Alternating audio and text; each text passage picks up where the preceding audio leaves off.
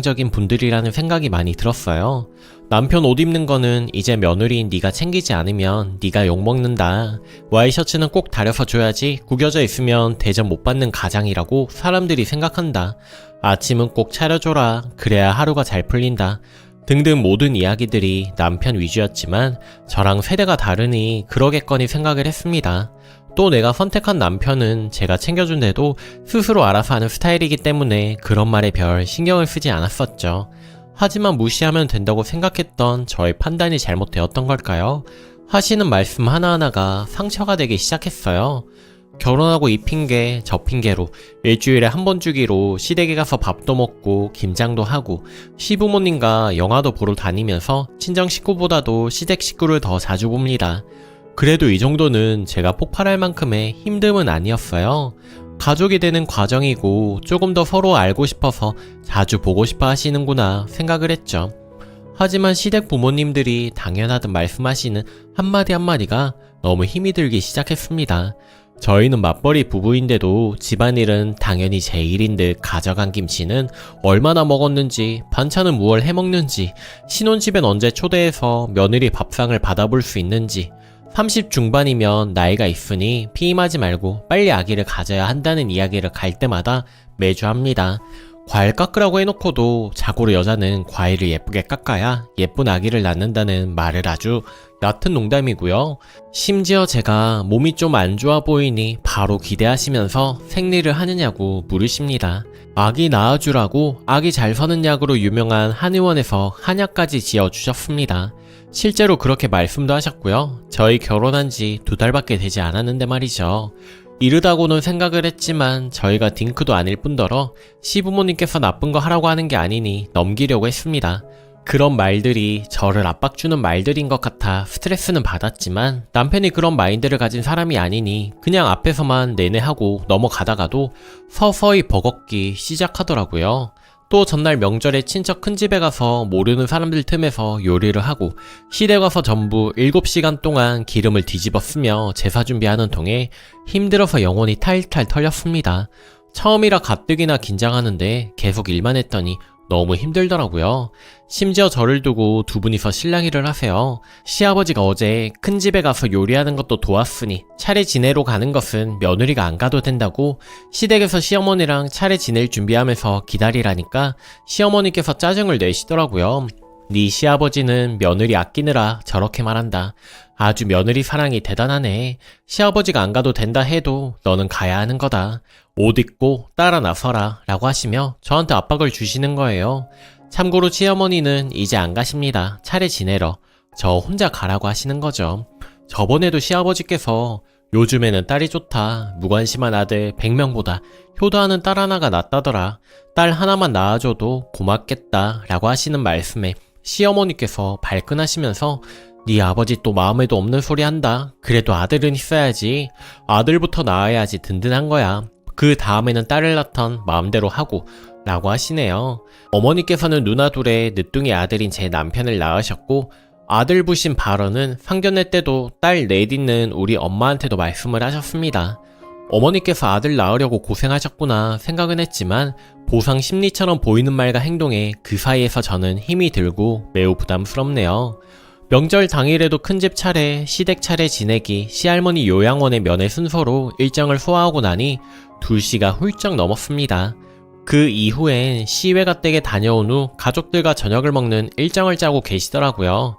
시누이가 쟤네 부부 친정은 안 보내줄 거야? 친정에서도 목 빠지게 기다리고 계실 텐데 이제 슬슬 갈 준비 해야지. 시외가 댁은 우리끼리만 가자 라고 말했더니 이번엔 시아버지께서 하시는 말씀이 친정에를 왜 가냐? 결혼했는데. 결혼한 며느리가 친정 그렇게 자주 가는 거 아니다. 친정에는 시간 날 때 내일이라도 가면 되지.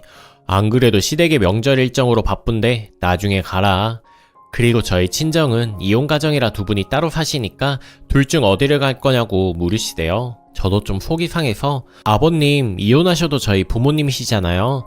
당연히 어머니께도 아버지께도 가야죠 라고 말씀드리니 둘 다 가는 거냐면서 굳이 대물으시더군요. 저는 시외가 때까지 인사를 벌써 3번째 갔는데 뭔 말을 저리 하시는지 기가 막히더라고요. 아무튼 그리 말씀드렸더니 시외가에 도착을 해서 인사하자마자 남편도 얼른 우리 집 가려고 외투도 안 벗고 앉아 있었고, 어머니께서 그제서야 눈치를 채시고는 너희도 두 군데 다 들려야 하는데 바쁘겠다, 그만 가보거라 하시더군요. 눈치가 보이든 말든 그냥 인사하고 나오려는데 시아버지 하는 말이 너희 집은 애도 많은데 한 명쯤 안 오는 게 어때서, 욕심도 많다. 너 다음 명절부터 친정은 가지 마라. 한 명 안 가도 된다. 몇 껄껄 우시시더라고요. 목 농담이신 건지 어쩐 건지 알고 싶지도 않고, 안 그래도 기분이 언짢은데 정말 참을 수가 없더라고요. 그래서 애가 몇 명 있어도 저도 저희 집의 소중한 딸이고 이혼을 했던 안 했던 저희 부모님이세요 하고 나와버렸습니다. 뒤에서 아이고 농담이지 며느리가 소심하네 허허 하시는데 진짜 너무 기분이 나빴습니다. 명절 그날 저는 우리 집에 가면 안 되는 건가요? 이런 말을 들으면서도 무시하고 웃는 며느리가 되어야 하는지, 남편한테 이야기를 했더니 말도 안 되는 소리는 무시하고 제가 시부모님께서는 의미를 두지 않는 말을 그렇게 듣는 부분도 있고, 의미가 있다고 해도 자기가 안 그럴 거기 때문에 그냥 무시하고 넘기라고 하네요. 친정 아빠한테는 말도 못하고 집에서 밥 먹는데 얼른 밥 먹고 둘이 좀 누워서 쉬라고 하시고, 남편한테 반찬이라도 하나 더 밀어주시는 모습을 보고 새삼 따뜻하게 느껴져서 눈물이 나오는 걸 엄청나게 참았습니다. 그리고 집에 와서 남편하고 엄청 싸웠어요. 남편은 시아버지가 원래 농담을 잘하는 스타일이라고 하는데 그게 저한테는 참으라는 소리로 들려서 속이 턱 막히고 진짜 열불이 나더라고요. 나는 시아버지 농담하고 안 맞는다고 했더니 그러면 아예 보지 말고 지내라네요. 저는 분명 남편과 행복해지고 싶어서 결혼을 했는데 연애 때도 싸우지 않던 우리가 시댁만 다녀오면 언성을 높이며 싸우게 되네요. 한번 갔다 올 때마다 시부모님 얼굴 보는 게 껄끄럽고, 이제 막 명절이 지났는데 돌아오는 명절 생각을 하면 벌써부터 가슴이 답답하네요. 후기. 명절 지나고 시댁에서 연락이 왔더라고요. 시어머니 하시는 말씀이 이번에는 네가 잘 모르는 것 같아서 친정에 보내줬지만 여자는 결혼하면 출가 외인이다. 시아버지도 너 기분 안 상하게 하려고 농담조로 말씀하셨지만 친정 그렇게 일일이 다 챙기는 거 아니야 하시더라고요. 행여나 제 기분 다독여 주실 거라고 생각했던 제가 바보였죠. 그래서 저도 모르게 욱해서 말해버렸습니다. 어머님, 저는 시외 할머니까지 찾아뵙는데 제 부모님 두 분 보는 게 왜 안 되는 일인가요? 저 이 집에 노예되려고 결혼한 것도 아니고 어머님 세대랑 달라서 그렇게 시댁시댁 하면서 사는 며느리 아무도 없어요. 이혼하셨다고 제 부모 아닌 거 아니고 딸 4명 있다고 다른 자식들이 저 대신해주지 않아요. 저도 제 부모한테 효도하면서 살고 싶은데 결혼해서 그 효도할 수 없다면 차라리 결혼을 안 하는 게 낫겠네요. 그랬더니 저보고 성깔이 있다고 다시 봤다고 하시면서 끊으시더라고요. 그리고 통화 자동 녹음되기 때문에 그대로 남편한테 전송해서 들려줬습니다. 엄마가 저렇게 말할 줄 몰랐다면서 미안하다고 하는 말 끝에는 근데 너도 어른한테 말이 심하다 하더라고요. 결국 이 인간도 절 지켜줄 인간은 못 되겠다 싶어서 이혼하자 하고 지금 짐 싸서 친정에 왔습니다. 정말 그래도 남편은 절 지켜줄 거라는 믿음이 있었는데 지금은 남편이 제일 강아지인 것 같습니다. 똑바로 생각이 박혀 있었다면 시외가 안 가고 친정 바로 갔겠죠. 제가 그동안 참고 참은 죄로 참아 넘겨온 지금의 일들 때문에 남편과 시댁에서 저렇게 저한테 억지를 부릴 수 있었던 것 같네요. 더 심하면 심해질 인간들이라는 생각에 진짜 이혼이 아니면 답이 없을 것 같아요. 진짜 경우 없고 무식한 사람들한테 명절 때마다 휘둘리며 살 바에야 이혼녀되고 사는 게 훨씬 낫다는 생각에 이렇게 결정을 했습니다. 엄마한테는 아직 말을 못했는데 부모님 가슴 아파하실 생각이 너무 마음이 아프지만 제가 더 단단한 모습을 보여드려야 될 것 같아서 마음을 계속 다잡게 되네요. 이 인간 저한테 계속 연락 오고 카톡이 오는데 이만 변하지 않으려고요. 부디 저에게 용기를 주세요. 남편 놈은 이제서야 계속 잘못했다고 무릎이라도 꿇는다고 계속 카톡이 오고 있네요. 아직 신혼이지만 더 악화되기 전에 여기서 끝내는 게 맞는 것 같습니다. 끝까지 조언 주신 여러분 감사드립니다. 댓글. 옆에서 지켜보면서도 맹한 남편도 바보인데 순이도 말 한마디 못한다면 나중에 가슴에 피멍이 들 거예요. 자기는 자기 스스로 지키는 거예요. 남편이라도 방패 못해주는 인간이면 본인 스스로 현명하게 굴어야죠. 결혼 초 시댁에서 왜 친정 가냐고 하셔서 사랑하시는 아드님은 두고 혼자 간다고 했더니 인사만 드리고 일찍 오라고 하길래 자고 올 거니 기다리지 말라고 하고 앞에서 남편에게 따라오지 말라고 당신 때문에 딸 노릇도 제대로 못할 것 같다고 핀잔을 줬더니 다음 명절부턴 안 말리시더라고요. 순이도 후회하지 마시고 꼭 이혼 잘하세요. 두 번째 사연. 웃으면서 말로 사람 죽이는 예비 시모. 안녕하세요. 예비 시어머니가 푼수 같은 막말을 하는데 예비 신랑은 막말이 아니라고 해요. 결혼 날짜를 잡아놨는데 이 문제 때문에 저는 파혼까지 생각하고 있는 와중에 예비 신랑까지 저렇게 나오니 속이 터지네요. 편의상 예비 신랑을 남자친구라고 쓸게요. 이게 막말인지 아닌지 판단 좀 해주세요. 몰라서 묻는 게 아니라 남친이 되려 저를 이상하게 몰고 가서 보여주게요. 예비 시어머니가 갑자기 전화를 많이 하는 편인데 대부분 전화로 막말을 합니다. 저희는 결혼 전 신혼집에 먼저 들어가서 살고 있습니다. 퇴근하고 저녁 준비를 하고 있는데 예비 시어머니 전화가 와서 받았습니다. 항상 전화를 받으면 말부터 해야 하는데 예비 시어머니 특유의 푼수 같은 웃음, 엄청나게 크게 깔깔거리는 웃음으로 시작됩니다. 웃긴 상황도 아니니 저로서는 늘 의아합니다. 예를 들면 박장대소하듯이 깔깔깔 웃다가 뭐하니? 하세요. 저녁 준비하고 있었어요. 내가 준 거 있잖아. 땡땡이 좋아하는 제육. 그거 양념 조금 더 해서 채소 더 넣고 볶아 먹어. 네, 알겠어요. 저녁은 드셨어요? 다시 엄청나게 과장되게 깔깔거리다가 나는 너무 편하고 좋아. 땡땡이 밥 차려줄 여자가 있어서 이제 내가 귀찮게 땡땡이 밥 안 차려줘도 되고. 하하하, 아주 좋다 야. 네? 그래, 밥 먹어라. 저렇게 막말을 하고 전화를 뚝 끊어 버리시더라고요. 참고로 예비 시어머니 음식 잘하시는 것도 아니세요. 본인 할 말만 저렇게 하시고 끊는 것도 어이가 없는데 저를 본인 자식 밥 차려줄 여자 취급을 대놓고 하고 그게 뭐가 웃기다고 저렇게 웃는 것인지 진심 이해가 하나도 안 갔습니다. 왜 그런 거 있잖아요. 너무 어이가 없는데 전화를 끊고 나면 더 화나는 말, 그런 거요. 남자친구한테 저 말하면서 기분이 안 좋다고 하니까 본인 엄마가 기분 좋아서 저를 칭찬하는 말이래요. 참나, 어느 부분이 칭찬이죠? 그리고 제가 팔을 다친 상황이었습니다.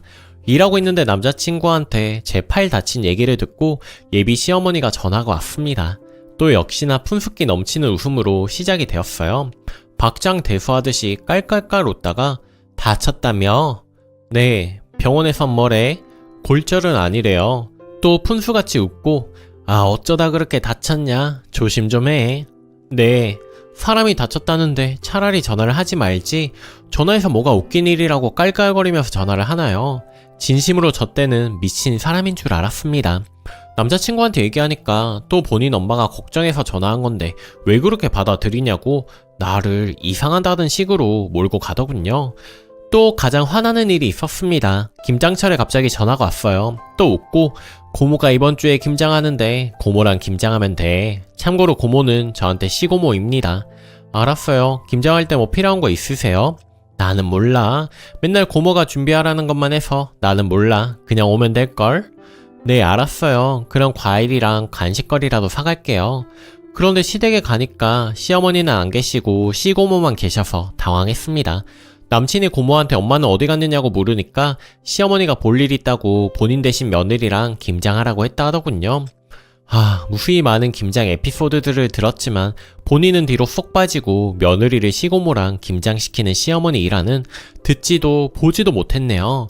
김장이 다 끝나고 또 전화가 왔습니다. 김장 다 했다며? 힘들 텐데 좀 누워있어. 깔깔깔. 저 사람 좋은 척하는 푼수 같은 깔깔 웃음 진짜 넌덜머리가 나서 지긋지긋할 정도입니다. 고상까지는 바라지도 않지만 나이도 있으신데 왜 저렇게 말할 때마다 푼수처럼 말씀하시는지 모르겠으며 본인은 그게 소녀 같으신 줄 아시나봐요. 예비 시아버지랑 예비 시어머니 결혼하겠다고 인사드리러 갔을 때 너희만 잘 살면 된다고 했던 말이 지금 생각해보면 가장 무섭습니다. 전화 올 때마다 저래서 전화 안 받았더니 남자친구는 왜 본인 엄마 전화 안 받느냐고 해서 더 못 참겠다 싶어 나도 기분 나빴던 거 다시 다 말했어요. 그랬더니 남자친구 왈 본인 엄마가 너를 걱정해서 너를 칭찬하려고 너 생각해서 전화한 건데 왜 그걸 이상하게 받아들이냐고 그게 무슨 막말이냐고 나한테 큰 소리를 치더군요. 저도 파혼할 작정으로 말했습니다. 별거 아닌 일 마치 우리 집하고 나랑 인연 끊게 하는 것처럼 크게 부풀려서 우리 부모님 이상하다는 식으로 시부모님이 말할 때마다 오히려 이간질하려는 시부모님이 이상하다는 생각이 들었어. 또 본인들은 엄청나게 사람 좋은 것처럼 말만 그렇게 하실 때마다 내가 얼마나 소름이 돋는지 아냐? 막말은 지금 누가 하고 있는데 어디서 적반하장이야? 나 우리 집에서 엄마가 매번 살림 나중에 결혼하고 나면 하기 싫어도 할 때가 온다고 뭐 한 번 시킨 적도 없는데 시어머니는 대놓고 밥하는 여자 취급하잖아. 이게 막말 아니면 뭐냐? 그동안 내가 얼마나 참았는데 사람 좋은 척하는 그 깔깔거림도 이젠 노이로제야. 이랬더니 남자친구는 본인 엄마가 막말을 안 했는데 네가 이상하다 계속 이 말만 주야장천하네요. 이게 막말이 아닌가요? 예비 시어머니는 뭐가 그렇게 신나서 말할 때마다 푼수같이 깔깔거릴까요? 후기. 결국 파혼했습니다. 남친 엄마 이상한 성격을 받아주고 막말 듣는 것도 힘들었지만 그래도 파혼까지는 안 하려고 했는데 자기 엄마 성격 이상한 거 전혀 모르고 공감도 안 해주는 남친 때문에 불행한 결혼이 너무 그려져서요. 어찌 생각해보면 지금이라도 알게 돼서 다행인 걸까요? 파혼하자고 말하고 나서 남친 엄마한테 또 전화가 왔습니다. 그러면서 너희 헤어졌니? 이게 말이 되니? 하길래 말했습니다. 어머님 덕분에 파혼해요. 이제 다시 아들 밥 해주시면 되겠네요. 기분 좋으시죠? 하고 끊어버렸습니다. 한 방 먹이려고 준비한 말인데 저 말을 하고 제가 사이코가 된 기분이었네요. 다신 저런 거 따라하지 말아야지 싶었습니다. 다시 누구를 만난다면 진짜 부모님을 꼭 봐야 할 것 같아요. 결혼은 두 사람만을 위한 게 아니라는 거 뼈저리게 느꼈습니다. 물론 당분간은 남자의 남자도 싫지만요. 남친은 자기가 잘못했다며 매일 저희 집 앞에 와서 만나줄 때까지 기다린다고 하길래 경찰 몇 번 불렀더니 그 뒤로 나타나지 않네요. 이제 정말 정이 떨어질 대로 떨어지는 게 이런 거구나 싶습니다. 더 늦기 전에 지옥에서 탈출하게 해주신 여러분들께 다시 한번 감사합니다. 모두 행복하세요. 댓글. 헐, 진짜 사람 사는 거 비슷비슷하다지만 미친놈 같은 경험도 비슷하구나. 전 결혼 엎으면서 대놓고 너희 엄마 쌍 또라이라고 해줬고요. 아시겠지만 파혼 책임 남자 쪽에 있다는 걸 내세우려면 전화를 받으세요. 받고 녹음을 하고 이미 신혼집까지 들어간 거면 더 복잡하겠네요.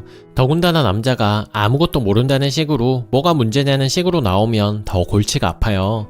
이혼보다 파혼이 낫다지만 파혼도 그만큼 힘들더라고요. 댓글이. 후기까지 봤는데 순이 정말 시원하게 잘 말하고 파혼하셨네요. 지옥에서 탈출하신 거 축하드립니다. 항상 응원하겠습니다. 오늘 제가 준비한 사연은 여기까지입니다. 좋아요 눌러주시고 오늘도 낭만캐스터와 함께 행복한 하루 보내세요. 감사합니다.